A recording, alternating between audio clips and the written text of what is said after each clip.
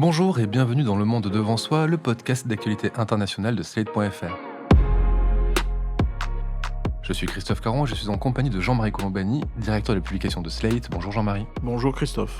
Et d'Alain Frachon, éditorialiste au Monde et spécialiste des questions internationales. Salut Alain. Bonjour Christophe. Les Russes ont-ils repris Bakhmout, cette ville symbole de l'Est de l'Ukraine? Oui, si l'on en croit Evgeny Prigojine, le chef du groupe Wagner. Non, si l'on se fie aux déclarations du gouvernement ukrainien, Zelensky en tête. La situation est donc floue là-bas et on a une seule certitude, c'est le départ des troupes de Wagner qui vont désormais laisser place à l'armée régulière russe. Le groupe a perdu près de 20 000 hommes sur le sol ukrainien, dont 10 000 étaient des prisonniers russes recrutés en échange d'une possible liberté, selon Prigojine. Un Prigojine qui souffle le chaud et le froid au Kremlin, multipliant les critiques à l'endroit du ministre de la Défense Shoigu et de Vladimir Poutine en personne, particulièrement après l'incursion des troupes russes pro-Ukraine dans l'oblast de Belgorod, des troupes anti-Poutine donc. Cette interminable guerre en Ukraine va-t-elle fragiliser Vladimir Poutine? Nous allons en parler ensemble, mais d'abord, Alain et Jean-Marie, un point sur Bakhmout. Pourquoi Wagner s'en retire au profit de l'armée russe, Alain? Parce qu'ils avaient dit qu'ils remettraient la ville à l'armée russe, parce qu'ils avaient laissé entendre que l'armée russe était incapable de la prendre et que seuls eux étaient assez courageux et assez entreprenants pour prendre Bakhmout. Alors prendre Bakhmout, c'est en fait l'expression même qui est contestable, puisque comme toutes les prises de guerre russes dans cette campagne d'Ukraine, ils ont pris des ruines, c'est-à-dire que tout est démoli. Je crois que c'était une ville de 40 à 50 000 habitants. 70 000. 70 000, voilà. Eh bien, tout est démoli. Et les photos aériennes sont hallucinantes. Voilà, je crois qu'ils pensent qu'ils vont être opérationnels ailleurs, la milice Wagner. D'abord, je pense qu'ils vont reconstituer une unité ou une division au moins, quelques dizaines de milliers d'hommes. Et ensuite, ils vont être utilisés ailleurs. C'est une campagne des plus bizarres, puisqu'on a l'impression que le chef d'état-major, c'est Prigojine dans cette histoire, et c'est lui qui ordonne à l'armée russe de se déployer une fois que le travail a été fait. Il n'est pas sûr que l'armée russe reste là, d'ailleurs. Elle est entourée par l'armée ukrainienne, qui se trouve des deux côtés, de part et d'autre, encore dans les environs de Bakhmout. Alors, vous avez dit, Prigojine est une sorte de chef d'état-major bis. Il a une certaine liberté de parole, une même très grande liberté de parole. Il critique Shoigu, je l'ai dit, il avait passé un appel pour avoir plus de munitions et de matériel sur place. Il critique aussi Poutine. Il a par exemple expliqué que Moscou avait tout raté en Ukraine, que cette fameuse opération spéciale n'avait fait que renforcer Kiev militairement et diplomatiquement. Qu'est-ce qu'il fait qu'il puisse être aussi offensif? Est-ce que c'est parce que Poutine a besoin de lui, Jean-Marie? Ce qui est frappant, c'est qu'on a l'impression vraiment d'être dans une scène d'un film de Martin Scorsese, quoi. C'est vraiment, on a affaire à un clan mafieux, et donc dans la mafia, il y a des rivalités, des règlements de compte de cette nature. On n'explique pas autrement. Et il y a une multiplication des milices. En réalité, il n'y a que deux milices qui comptent vraiment, c'est celle de Prigojine, donc Wagner, et puis celle de Kadyrov, les Tchétchènes, voilà, qui sont de véritables petites armées. Les autres sont quand même soit embryonnaires, soit trop faibles, mais elles existent. Il y a quand même une vingtaine de milices en Russie aujourd'hui. Pour la première fois, d'ailleurs, Poutine a fait l'éloge, a célébré une victoire, la prise de Bakhmout. Il l'a célébré à propos d'une guerre qui, d'après lui, n'existe pas, puisqu'on était toujours dans la fiction de cette opération militaire spéciale. Alors après, la question est comment ça se passe au sommet. Toute cette histoire ne peut être ramenée qu'à un seul homme, qu'à la volonté d'un seul homme, au film que cet homme s'est construit, à l'histoire qu'il s'est racontée, qui fait qu'il est persuadé de réincarner la Grande Russie et la Sainte Russie, parce qu'il y a aussi beaucoup de vocabulaire emprunté au vocabulaire religieux, et c'est sa seule décision, sa seule pensée qui est aux commandes de cela, à l'initiative, à l'origine de cela. Donc ça suppose que il fasse le vide en permanence autour de lui pour se maintenir. Donc quelle peut être la suite de sa relation avec Prigojine? Je ne sais pas. Honnêtement, Wagner, jusqu'à présent, c'était un auxiliaire de Vladimir Poutine. Notamment, on est bien placé pour le savoir, un auxiliaire en Afrique francophone. Puisque à chaque fois qu'il y avait un point où il pouvait attaquer les positions françaises sur des pays d'Afrique francophone, il le faisait, il continue de le faire, là d'ailleurs avec une propagande permanente contre la France. Donc il était au fond un des bras armés comme c'était le cas au temps des corsaires. Les monarchies utilisaient des corsaires pour des opérations qui n'étaient pas très nettes et qui étaient souvent de la piraterie. Mais là, c'est exactement la même chose. Donc, est-ce que Poutine peut se passer de ce corsaire-là? Est-ce qu'il peut se passer de ce que lui a apporté Prigojine? Je ne sais pas. On est vraiment là dans l'analyse d'un clan mafieux avec une seule volonté, celle de Poutine, d'incarner ce qu'il prétend incarner, la reconstitution de la Grande Russie. Je vous pose la question sur cette liberté de parole de Prigojine. Je vous pose cette question-là parce que on a appris ces derniers jours qu'un ministre russe, qui est le vice-ministre des Sciences et de l'Éducation, qu'il était mort mystérieusement le 20 mai, alors qu'il rentrait de Cuba en avion. Officiellement, c'est un problème cardiaque. Ce vice-ministre, qui s'appelle Piotr Kouchourenko, avait dit qu'il regrettait la guerre en Ukraine et il avait dénoncé le degré de brutalisation du régime russe. Lors d'un entretien avec un journaliste, il avait fait part de ses craintes et de la pression que Poutine exerçait à son endroit. Je vous lis ses propos. Il avait dit: sauvez-vous, vous et votre famille, partez dès que possible. Vous ne pouvez pas imaginer le degré de brutalisation de notre État. Dans un an, vous ne reconnaîtrez plus du tout la Russie et en partant, vous ferez ce qu'il faut. Et il avait ajouté que pour eux et pour lui, membre du gouvernement, il n'était plus possible de partir parce que son passeport avait été confisqué. Quand on voit la pression que le Kremlin met sur son propre gouvernement, on imagine quand même qu'il y a une sorte de menace permanente pour l'entourage de Poutine et ça met d'autant plus en relief cette autonomie, cette relative autonomie de Prigojine. Ça l'éclaire d'une manière particulière, Alain. Tout à fait, c'est la terreur autour de lui, semble-t-il, et d'où cette question, pourquoi est-ce que Prigojine, donc ancien bandit, devenu restaurateur, puis cuisinier du tsar Poutine, et puis se lançant dans des grandes usines à trolls qui ont fait les campagnes de désinformation aux États-Unis, en France et encore en Afrique, on le disait. Et puis il a lancé cette milice Wagner. Enfin, c'est une grande milice, c'est une petite armée même. Eh bien là, on ne comprend pas cette liberté de parole. Est-ce qu'il y a un accord tacite entre les deux hommes, ou est-ce que il met les pieds sur la table parce qu'il sait qu'il est devenu indispensable, pas simplement parce que c'est lui qui a remporté l'unique petite victoire, si on peut parler d'une victoire, dans la campagne en cours, mais parce qu'il est omniprésent. Eh bien, sa dernière vidéo, je crois qu'il date d'il y a quelques jours, et qui est disponible sur les réseaux sociaux, c'est là que je l'ai vue. La scène est invraisemblable. On dirait que c'est lui le patron. Il est installé comme s'il était le patron. Il est à son bureau, il a derrière lui une immense carte, une map monde, et le continent, il se trouve qu'on voit le plus, qui est le plus en avant, c'est l'Afrique.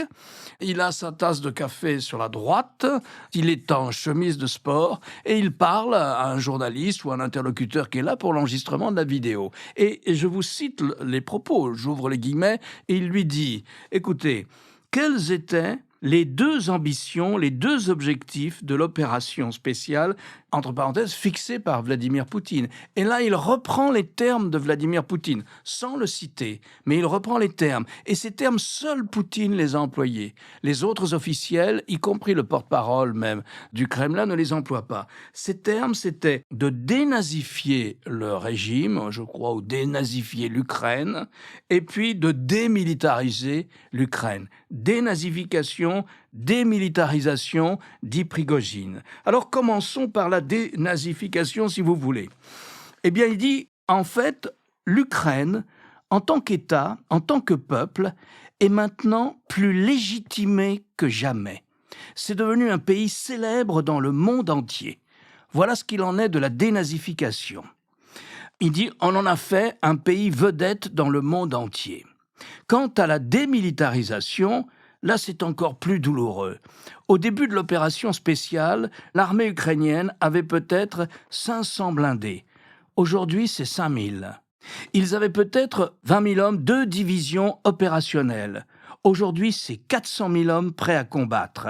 Est-ce qu'on a démilitarisé ? Aujourd'hui, je pense que l'armée ukrainienne est une des meilleures du monde.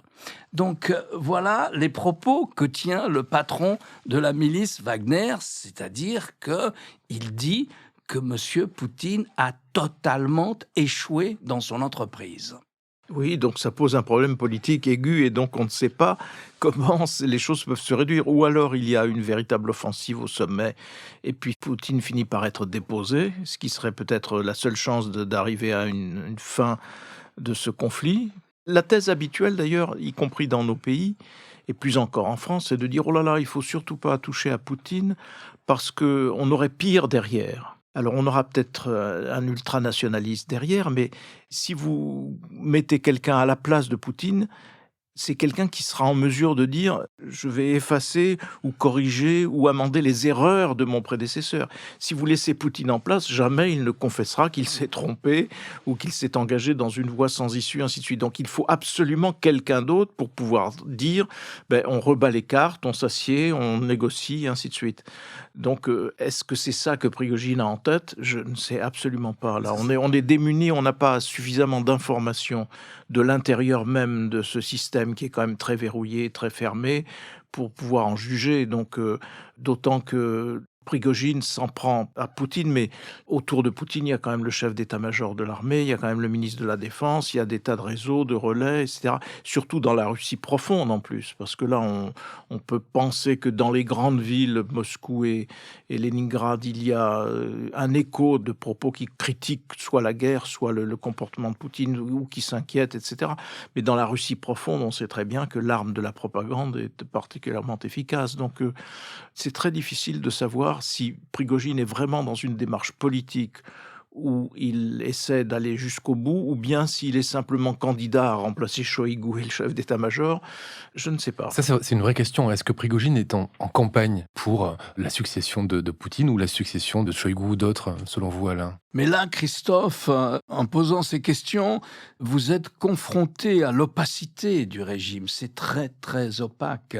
Même les observateurs les plus talentueux qu'il y a à Paris comme ailleurs, et il y avait des observateurs très talentueux aussi du temps de l'Union soviétique, de ce qui se passait au Kremlin, ne font que des hypothèses, et encore très prudemment. Pour une raison d'ailleurs qui ajoute à l'opacité, c'est qu'il semble bien que, au fil des ans, et au fil de ce tropisme autoritariste qui s'est emparé de Poutine, semble-t-il, avec une accélération au moment de l'isolement dû au Covid, semble-t-il, eh bien, vous êtes confronté à ce qu'on appelle la désinstitutionnalisation d'un système politique. C'est-à-dire que c'est Poutine, le système, et c'est lui qui décide, et il fait régner la terreur. Et on parlait des gens qui sont empoisonnés, on ne compte plus le nombre d'oligarques, on ne sait pas trop pourquoi, qui ont eu des accidents mortels depuis le début de la guerre. Donc là, il y a une désinstitutionnalisation. C'est d'ailleurs ce qui fait peur aux autres pays, pas seulement aux États-Unis, mais aux Européens, même sans doute peut-être aussi aux Chinois. Du temps de l'Union soviétique, du temps de la crise de Cuba, par exemple, pour revenir au début des années 60, un moment aigu de la confrontation entre les États-Unis et l'Union soviétique, puisque l'Union soviétique avait déployé des fusées capables de porter des ogives nucléaires à Cuba. Eh bien, du temps de cette crise, au fond, il y a une décision collective, à un moment, qui est de retirer les fusées, plutôt que d'affronter les bateaux de la marine américaine qui ont été déployés autour de Cuba. Eh bien, il y a une décision collective. Et d'ailleurs, un an plus tard, en 1964, Khrouchtchev, qui était le patron du Parti communiste à ce moment-là, est débarqué. Et pourquoi est-il débarqué? On lui fait payer la crise de Cuba, qui s'est soldée par un échec et une humiliation pour l'Union soviétique. D'où l'intérêt de rappeler ce qui s'est passé. Là, est-ce qu'il n'y a pas une humiliation de la Russie? Oui, il y a humiliation de la Russie. Est-ce qu'il n'y a pas échec de la Russie? Oui, il y a échec de la Russie. Donc voilà, je vous rappelle cela. Sauf que on n'est plus dans un système de délibération collective, pour autant qu'on sache. On est dans un système, ce qu'on appelle la désinstitutionnalisation de la mécanique du pouvoir. On est dans le pouvoir d'un seul homme. Et c'est plutôt moins rassurant qu'autre chose. Oui, il pourrait seul décréter de se mettre en minorité, Poutine. Donc, on est en effet dans cette situation-là. Mais revenons d'un mot sur la terreur, parce que c'est quand même la mesure de ce qui se passe. L'extrait que vous avez cité tout à l'heure des déclarations de ce ministre qui meurt subitement dans son avion au retour de Cuba et avant d'arriver à Moscou. C'est une conversation privée, c'est pas une déclaration publique qu'il a faite, c'est une conversation privée avec un journaliste ou dans un bureau. Donc dans ce bureau de ministre, conversation privée avec un journaliste, ça devient l'affaire qui le condamne et qui le conduit à la mort.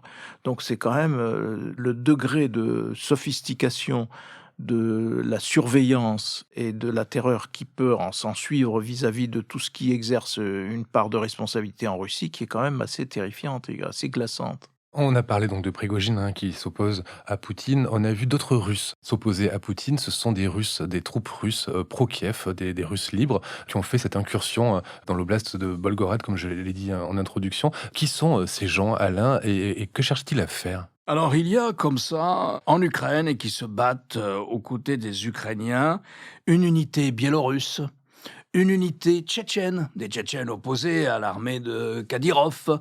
Et puis, il y a aussi deux petits groupes de Russes ultranationalistes, d'ailleurs, de Russes ultranationalistes, qui sont là. Il y a le corps des volontaires russes, et puis il y a la Légion des Russes libres. Ces deux groupes ont fait cette opération, c'est-à-dire que au début de la semaine dernière, ils ont fait, avec des véhicules blindés, non pas des chars, mais des transports de troupes blindés, une incursion de l'autre côté de la frontière et dans un village qui s'appelle, une petite bourgade qui s'appelle Belgorod. Ils sont restés là 48 heures avant d'en être chassés par l'armée russe.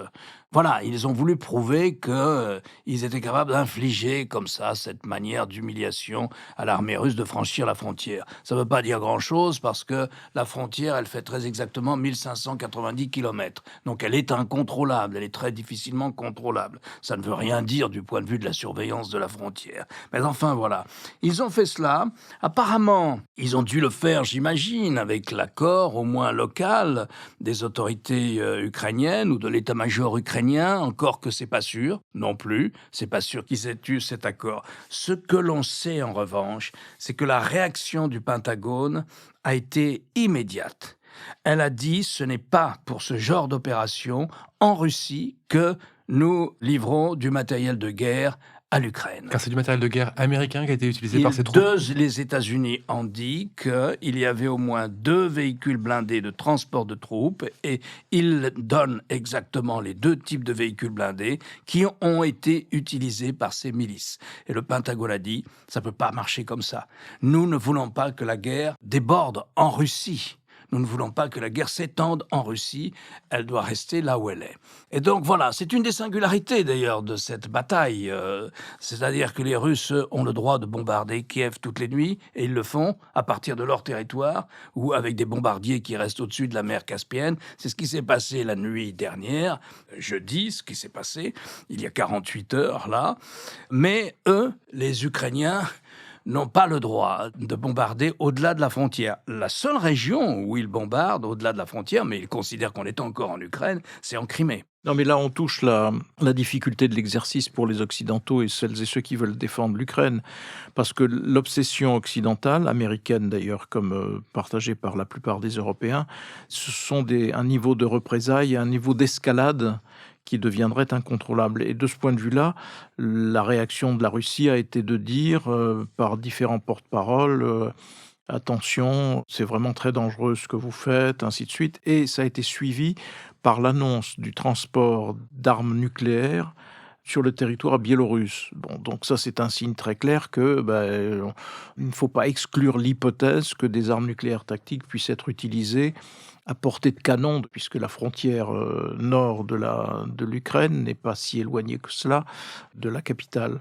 Donc c'est dans ce contexte-là qu'il faut remettre en perspective la prise de position américaine, parce qu'elle est toujours occidentale, toujours très précautionneuse, justement pour ne pas donner prise à un argumentaire qui consisterait à dire on est obligé de se défendre et ainsi de suite.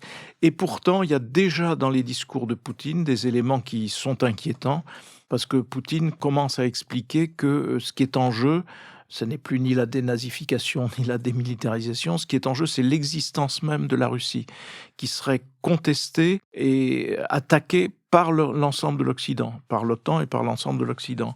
Donc cette thématique de la Russie menacée dans son existence même, c'est par définition la définition de ce que l'on appelle la dissuasion du faible au fort. c'est-à-dire la dissuasion de celui qui, vous menacez mon existence même, je me défends en essayant de vous rayer de la carte avec mes armes nucléaires.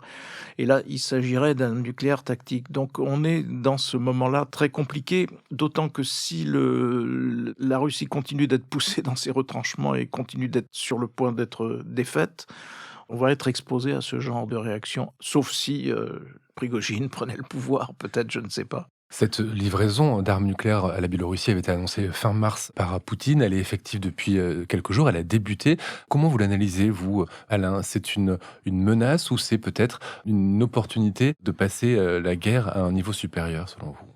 Les Russes avaient annoncé qu'ils le feraient. Ils avaient annoncé que, compte tenu des accords passés entre le gouvernement de Minsk et Moscou, il pouvait y avoir comme ça, il devait y avoir de plus en plus d'interopérabilité entre les deux armées et qu'ils pouvaient déployer peut-être des armes nucléaires tactiques en Biélorussie.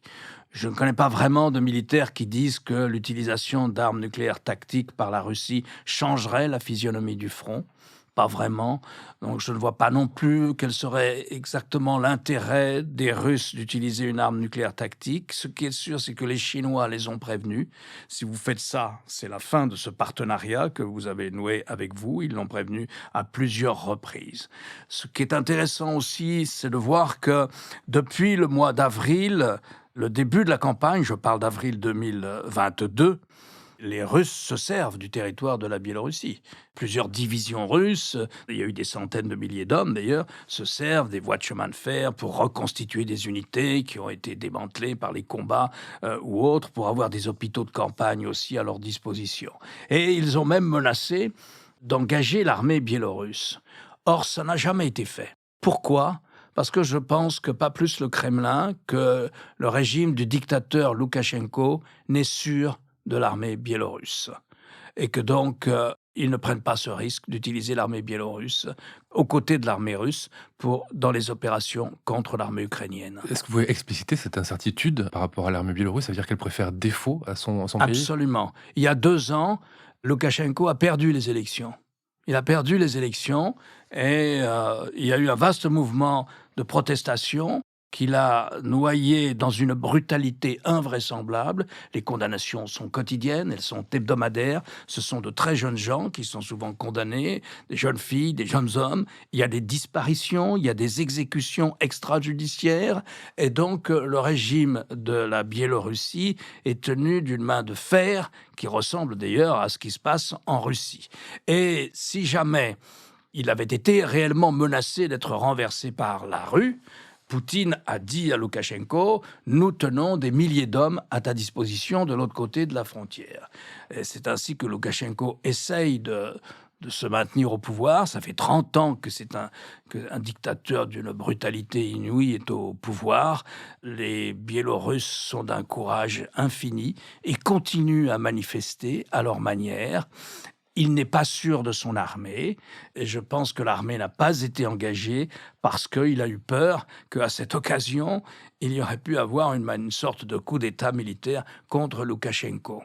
Voilà à peu près ce sur quoi on peut spéculer concernant ce petit pays qui fait partie, avec l'Ukraine, de cette Russie impériale que Poutine aimerait bien reconstituer.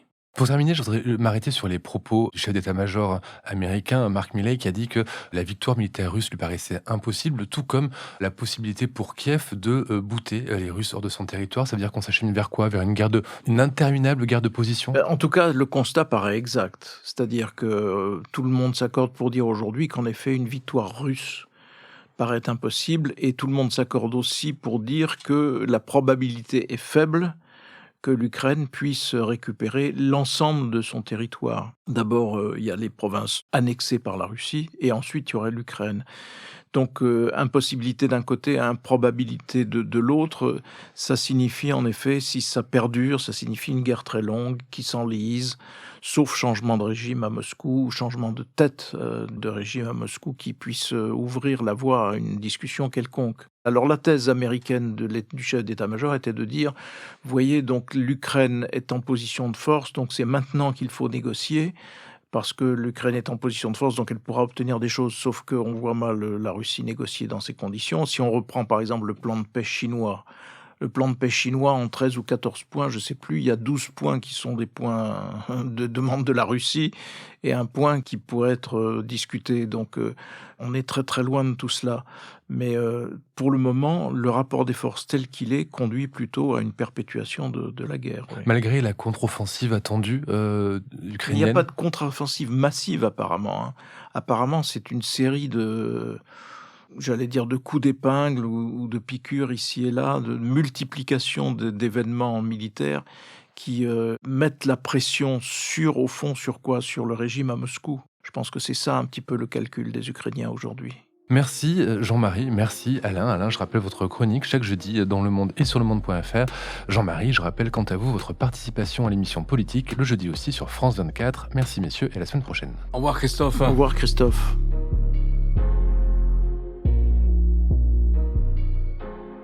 Retrouvez Le Monde devant soi chaque vendredi sur slate.fr ou votre plateforme de podcast préférée.